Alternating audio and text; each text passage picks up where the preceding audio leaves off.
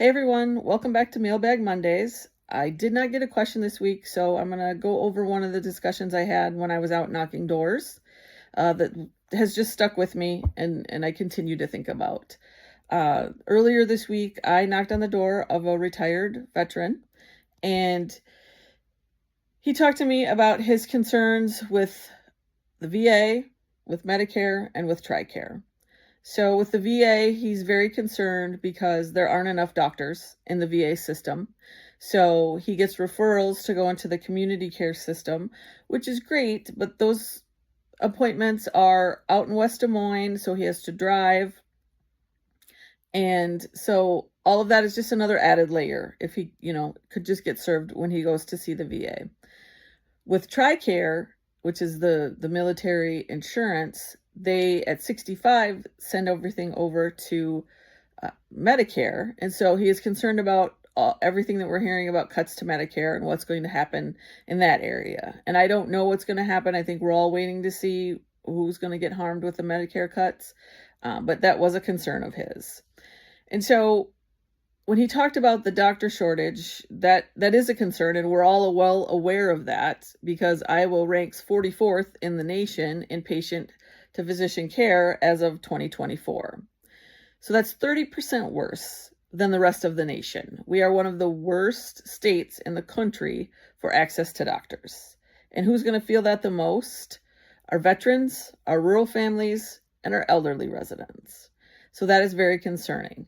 Now, I do want to give props to this last session because they did pass House File 972 with incredible bipartisan support. So this is a great first step.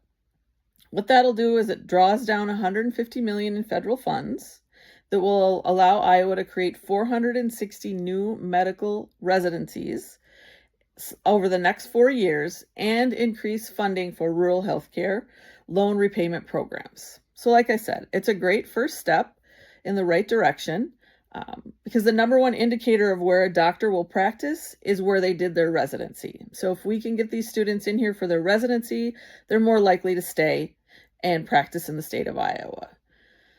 But that all takes time to come to fruition. And so right now, there's a veteran in my district that has to drive to West Des Moines for every single healthcare appointment because Iowa just doesn't have enough doctors to serve him.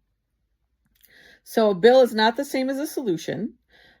We can't pass legislation and just say problem solved. No, nothing more to worry about.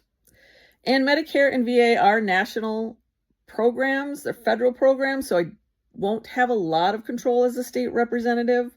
But what I will do is continue to use my voice to fight at the state level for a better physician pipeline across the state of Iowa. For our rural communities, we really need to increase healthcare access because locations are closing across the state of Iowa in our rural communities, and that is a real concern. So if you are a veteran in Iowa District 42, please reach out to me. I'd love to sit down and have a discussion. amy@iowa42@gmail.com. And also send me your Mailbag Monday questions. I would love to answer any questions that you might have. All right, that's it for this week. Thanks, everybody. Bye.